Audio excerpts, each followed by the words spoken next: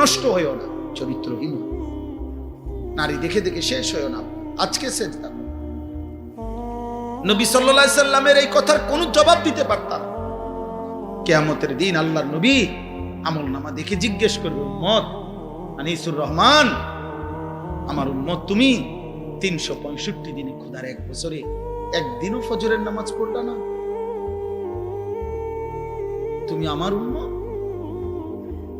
তুমি আমার উম্মত 30 বছর টানা সুদে খাইলা, 60 বছর বয়স তোমার, প্রতিদিন বিড়ি সিগারেটে খাইয়া গেলা, তুমি আমার উম্মত? 60 বছরও মনে পড়ে না এটা গুনাহ? 60 বছর বয়সেও মনে পড়ে নাই যে টেলিভিশনে নাচ গান দেখা গুনাহ? তোমার স্ত্রী 30 বছর বয়স পর্যন্ত 30 বছরও কোনোদিন পর্দা করে নাই? তোমার মৃত্যু পর্যন্ত তোমার ঘরে নিয়মিত রঙিন টেলিভিশন চলতো, নর্তকী নাচতো, নাটক সিনেমা চলতো, তুমি আমার উম্মত? তুমি কবরে আসছো এটা কি নিয়া? হাসরে আসছো এটা কি নিয়া? আমি কি দেখে সুপারিশ করব? কথা বলে না। নবী সাল্লাল্লাহু আলাইহি সাল্লাম যে সুপারিশ করবে এটা জানেন? কথা বলেন না কেন? জানেন তো? সুপারিশের কোনো কাগজপত্র লাগবে না, কোনো ফাইল টাইল লাগবে না, এমনি। হ্যাঁ, তো আপনি কি দেখাইবে? আরে বলেন না, আপনি কি দেখাবেন? এই সুদখোর বাপ, আপনি কি দেখাবেন? এই বিড়িখোর বুড়া মিয়া, 60 বছরের বুড়া চাচা, আপনি অনবিড়ি খান কোন লজ্জায়? আপনি চা দোকানে টেলিভিশন দেখেন কেন? এই বুড়া চাচা, আপনি যদি এখনো 60 বছর বয়সে এখনো রঙিন সিনেমা নর্তকী দেখেন, আপনার চোখে যদি কোনো লজ্জা না থাকে, আমনের ফুত নাতি আপনার থেকে কি শিখবে মিয়া? আমার বিরোধিতা করেন, কাল বলে দিয়েন এমন হুজুর, এমন ডাকাইতা হুজুর আজীবন আইনবো না। হ্যাঁ কইেন, আপনি বলে যাই না, নাহলে অন কন তারা রেকর্ডিং করে রাখে যে এমন হুজুর আর আইনবো না। এরুন ঢাকায় তো হুজুর তো দেখছি না। কিন্তু আপনি বলেন, এই বুড়া চাচার এখনো লজ্জা হওয়ার সময় হয়নি? আপনার 60 বছরও আপনার শরম হইতো না? ছি ছি ছি ছি, আপনার থেকে আখলাক শিখবে কিভাবে? আখিরাত শিখবে কিভাবে? প্রজন্ম চোখের সামনে শেষ হয়ে যাচ্ছে, আমাদের চোখের সামনে আমাদের ছেলে মেয়েরা চরিত্রহীন হয়ে যাচ্ছে, এক ওয়াক্ত নামাজ পড়ে না, মুসলমানের ঘরে রাত আসলে ঘুমা। আমি জীবনে একবার আমার আব্বারে জীবনে একবার বলছিলাম, আব্বা আমি এই মাদ্রাসায় পড়বো না, আরেকটা মাদ্রাসায় আমারে ভর্তি করায় দেন। আমার আব্বা বলছিল, ফুত পরের লোকমা ভাত আমার ঘরে খাইও না, সাবধান। পরের লোকমা দিতে নিষেধ করছে, যে বাইরো তোমার জেনে মনে করো ফললে পড়ো, না ফললে বাদ দাও, কিন্তু আমার ঘরে এক লোকমা ভাত খাইও না। কসম খোদার, চোখের পানি ফেলতে ফেলতে পরে মাদ্রাসায় গেছি গাজে, এই বাদ দিত না। হ্যাঁ, দুপুর বেলা মায়ের হাতের রান্না করা ভাত খাইয়া, মুসলমানের বাচ্চাই নাফরমান, সেই যে 2টা বাজে বাইরেছে, রাত 11টা বাজে ঘরে ফিরছে, আবার ভাত খাইয়া ঘুমায় গেছে। আহা, মা বাপ একটা বার জিজ্ঞাসাও করে না, কিরে ফুট আসর নামাজ কই পড়ছো, মাগরিব কই পড়ছো, এসব এখন কারো কোনো কিছুর দরকার নাই। তো টিয়া হইলি তো হইছে, টেনশন শুধু একটাই, বিদেশ যাইব নি, টাকা কামাই করবো, পয়সার দরকার, পয়সা। তার নামাজ দিয়ে তে বুঝুক আমার টাকার দরকার। এই জন্য ফুতেরে কয় যে বুঝছি তোমারে দিয়ে হইতো না, কোন কামে লাগলে লাগো, নইলে বাড়ি যাবে। টাকা দিলে লাইনে আছে, টাকা না দিলে বেলায় গেছে। সন্তান বুঝা গেল, আপনার সন্তান আপনার টাকা উপার্জনের মেশিন বানাইছেন। 18 বছরের ছেলেটা আপনাকে আল্লাহ দিছে পয়সা কামানোর লেগা, এটা এর মধ্যে আখিরাত নাই। আপনার স্ত্রীর আখিরাত নাই, আপনার মেয়ের আখিরাত নাই।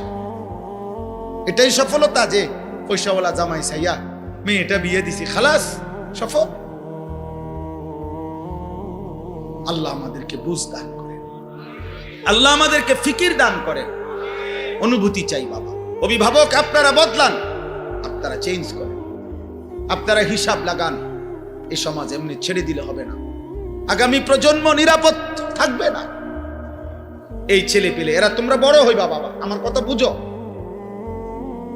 তোমরা যারা এই 14, 16, 18, 20 বছর বয়সী একটা প্রজন্মের যদি বড় অংশ, তোমরা যদি বেনামাজি হইয়া বেড়ে ওঠো, তোমরা যদি নারী দেখতে দেখতে, ছবি দেখতে দেখতে, উলঙ্গ দৃশ্য দেখতে দেখতে তোমরা যদি বেড়ে ওঠো, খোদার কসম আব্বা, তোমাদের হাতের পরের জেনারেশন ওরা বহুত বড় কমবখ, বড় বেশি দুশ্চরিত্র হবে। এটা মনে রাখ।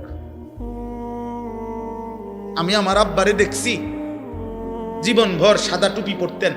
আমার বাবা জীবনে কোনোদিন রঙিন টুপি পরে নাই, আমি জীবনে কোনোদিন, আমার ছেলে কোনোদিন পরে না। তাহলে এটা একটা সিলসিলা আছে মানুষের।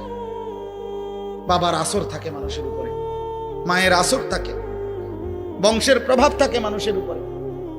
তাহলে তোমার, আমার ভাই, তোমরা যখন বড় হবা, আল্লাহ চাহে তো আল্লাহ তোমরা হায়াত দিক, তোমরা বিবাহ করবা, তো তোমাদের বিবাহের পরে আল্লাহ যদি তোমাদেরকে সন্তান দেয়, তো তোমার এই আখলাকের উপরে তোমার সন্তান কি হবে? কিশোর তোমাদেরকে বলি, যুবক তোমাদেরকে বলি, বয়স্ক বাবা আপনাদেরকে বলি, আমাকেও বলি, পর্দার আড়ালের মা বোনকেও বলি, আল্লাহ বলছে যে মন্দ কথা, মন্দ কাজ, গুনার কথা, নাপাক কথা, নাজায়েজ কথা, হারাম কথা, গালিগালাজের কথা, অসভ্য কথা, বিশ্রী কথা, নোংরা কথা, কুফরি কথা, শিরকি কথা, নিফাকি কথা, বিদআতি কথা, কবিরা কথা, হারাম যত কথা, যত পরিবেশ, এখান থেকে যে অ্যাভয়েড করে চলে, আড়াল করে চলে, আল্লাহ বলে বান্দা তোর এই ধৈর্য সবরের কারণে তোর প্রত্যেক আমলের বদলা আমি দ্বিগুণ দ্বিগুণ দেব। সর্বশেষ আল্লাহ বলেন, হে নবী, শেষ কথা, আমি আপনাকে যা কিছু বলছি বন্ধু, আপনি তো বলবেন, পুরস্কার তো দিতে থাকবেন, দেব আমি। তবে একটা কথা বন্ধু মনে রাখবেন, আমার কথা, এই কোরআনের কথা, আখিরাতের কথা, কবরের কথা, আমার কালেমার দাওয়াত আপনি তো দিতে থাকবেন। তবে এটা শুধু মনে রাখবেন, চূড়ান্ত হেদায়েত শুধুমাত্র আমি আল্লাহর হাতে, কোনো মাখলুকের হাতে না।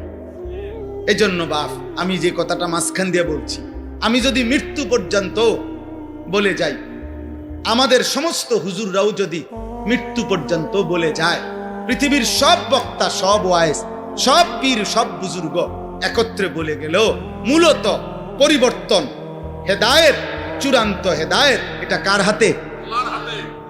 ইন্নাকা লা তাহদি মান আহবাবতা, হে নবী, আপনি একা চাইলে কাউকে হেদায়েত দিতে পারবেন না। ওয়ালাকিন্নাল্লাহা ইয়াহদি মান ইয়াশা, বরং আল্লাহ যাকে চান তিনি তাকে হেদায়েত দিবেন। ওহুয়া আ'লামু বিল মুহতাদিন, প্রকৃত পক্ষে হেদায়েত পাবে কারা কারা সেটা আল্লাহই জানে। কে জানে? একটা উদাহরণ দেই। আবু জেহেল নাম শুনছেন কিনা?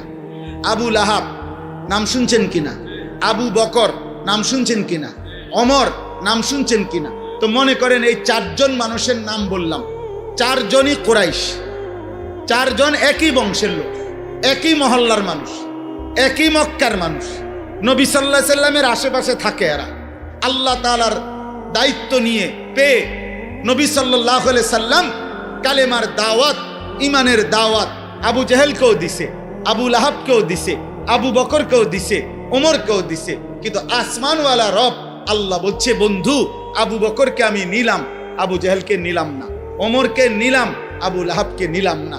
যদি বলেন এই 2 জনকে কেন নিলেন, আল্লাহ বলবেন আমার ইচ্ছা। যদি বলেন এই 2 জনকে কেন নিলেন না, আল্লাহ বলবেন আমার ইচ্ছা। কার ইচ্ছা? এই জন্য নওজোয়ান তোমাদেরকে বলি, শেষ কথা, রাত গভীরে আব্বা মনে রাখো, তুমি ছাড়াও ইসলাম বিজয় হবে। সেদিন আবু জেহেলকে ছাড়া, আবু লাহাবকে ছাড়াও ইসলাম বিজয় হইছে, কালেমার বিজয় হইছে, পৃথিবীময় আল্লাহর দ্বীন প্রচার হইছে। অতএব আমরা এতটুকুই শুধু যে আমরা বলি, আমাদের জিম্মাদারি এটাই, যত চিৎকারি করি, যত আহাজারি করি, যত চোখের পানি ফেলি, ফায়সালা কোথায়? কোথায়? খালাস, আমরা এই আশায় আছি যে ফায়সালা তো আসমানওয়ালা দিবে।